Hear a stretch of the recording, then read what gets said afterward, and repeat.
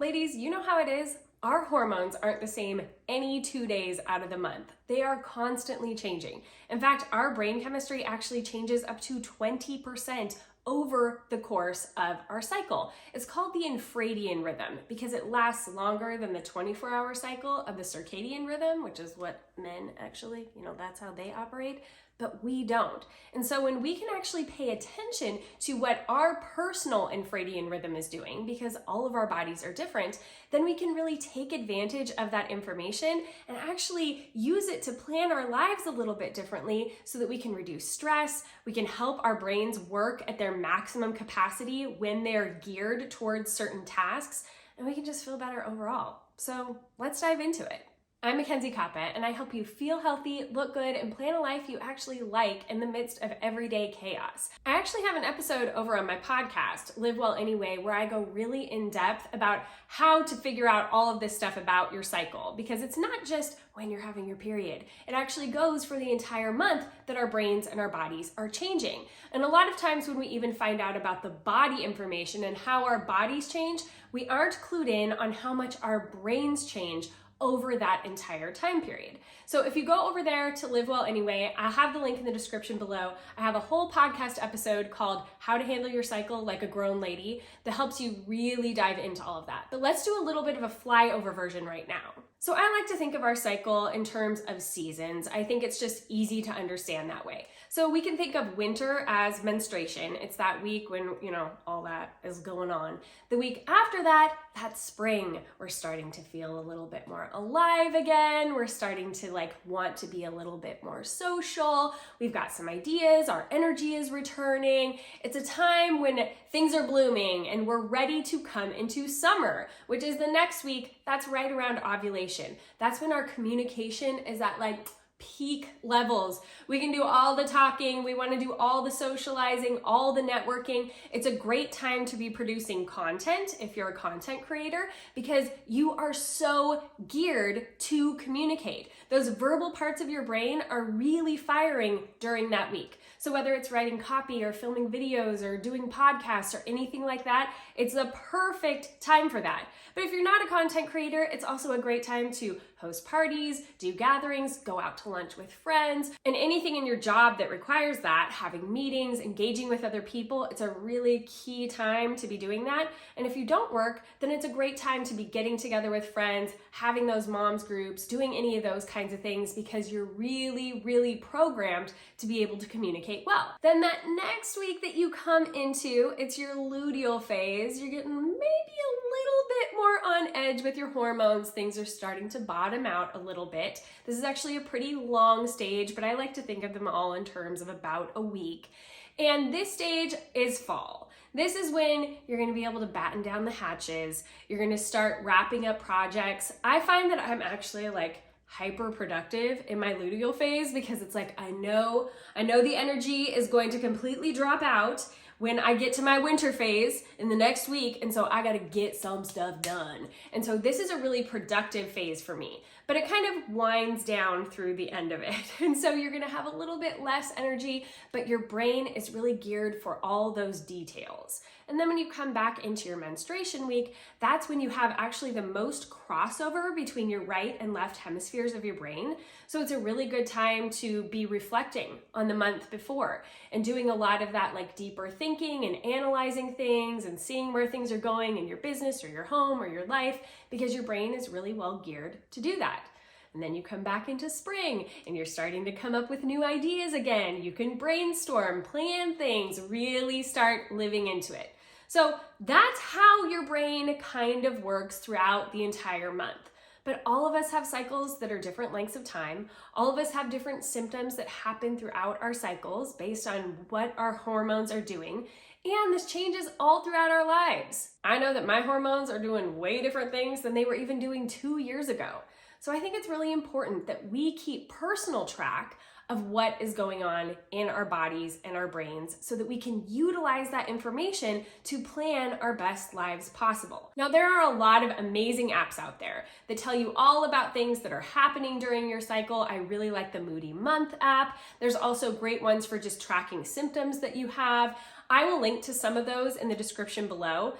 But what I really want to hit on today is I haven't necessarily found an app where I can see exactly what I felt like on this particular day of my cycle every month for the past however many months.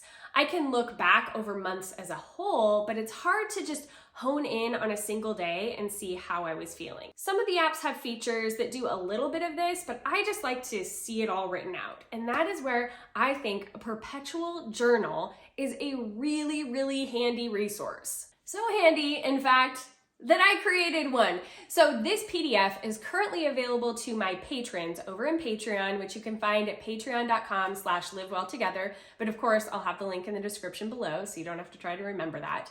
I release all of my new digital products to my patrons first. That's where they come out and they have 2 months of free access to those products. So they can download them, do whatever they want with them, and then I move them over to a digital shop that is going to be opening at the end of this month. This is April 2023. So if you're watching it after April, then my digital shop should be open at mackenziekappa.com/shop.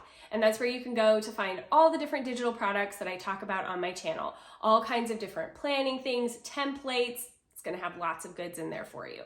But this specifically, I did in PDF format because I actually didn't want to have to print it out. I print out as little as possible these days.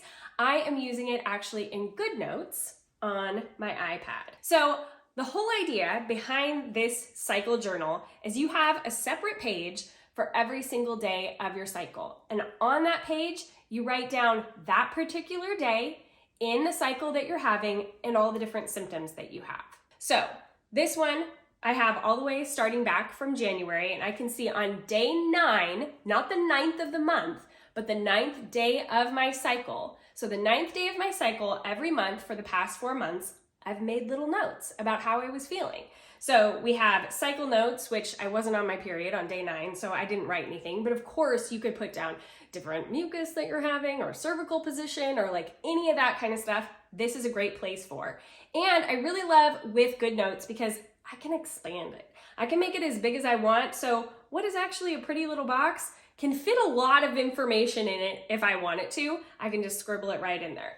So you can rate these things however makes sense for your brain. I did different ratings for all the different things. So we have cycle notes, we have sleep. You can see I put restless, great, a full 7 hours. So sometimes I was tracking how many hours I was getting, acceptable, good. I just wrote down kind of like how I felt my sleep went that night. Then I put my energy, I decided to score that on a number scale between 1 and 5. So you can see that I was at about a 3 in January and February, 2, things were kind of dipping down in March and April, but my stress, that's this next column, you can see my stress actually went up in these 2 months, which then makes sense that my energy would also be a little bit lower. And then I have other symptoms. And other symptoms doesn't necessarily have to be bodily symptoms that you're having. It can be any notes that kind of pertain to what is happening in your cycle at that time, even with your brain chemistry. So in some of these, you can see, like I said, I met a friend for lunch because I was starting to come into that spring part of my cycle. I was feeling a little bit more ready to be around people during menstruation. That winter week, I'm usually a little bit more insular, like don't need nobody, but I was ready to like start meeting up with people, talking with people, you know, engaging with more people during this day 9 of my cycle. So I would make notes about that. I also put like feeling good, lots of new business ideas, because that's what my brain starts to be geared toward during that time. I also was finally getting over migraines. I noted that a couple of times on these different days throughout the months because I typically get a migraine right towards the end of my cycle and it takes a few days to go away. So I put down like finally done with my migraine, feeling better. In April, I was starting to come down with a little bit of a cold, so I made a note about that. So then next month, I can go back, make these notes on day 9, and when I do it every day, I start to establish these patterns. And I can start to see what is happening on that exact day of my cycle consistently from month to month to month. That allows me to do a better job of planning my life because I know every month on day 9, I'm generally going to feel just like this. I know right about what my energy level is going to be like. I know right about what my communication and my, willingness to be around other people, my mood, all of that kind of thing that you can document in here, you're going to have that information personal to you. So then you can plan things for your future. You can plan different projects you're doing for work. You can plan get-togethers with friends. You can plan projects for around the house. Whenever you are going to be most geared to be doing those things. And by keeping track of them yourself, it's completely personalized. It's not some arbitrary thing that you're getting from a book or a planner or whatever. It is exactly what is happening with you. And keeping track of those things over time for yourself is really the only way to do that. So you can come over to patreon.com/livewelltogether and get access to this Perpetual planner until mid-May. And then it is only going to be over in my digital shop at mackenziekappa.com/shop. So you can get it for a very low price right now if you come over to Patreon, and also get our other digital products that are being released in there, plus so many other things that we do in Patreon. Or you can wait and get it from the digital shop. So let me know if you have any questions below. I would love to dive into this deeper if you're curious about more of the information. Check out that podcast episode over at Live Well Anyway, and until next time, go be bold and gracious.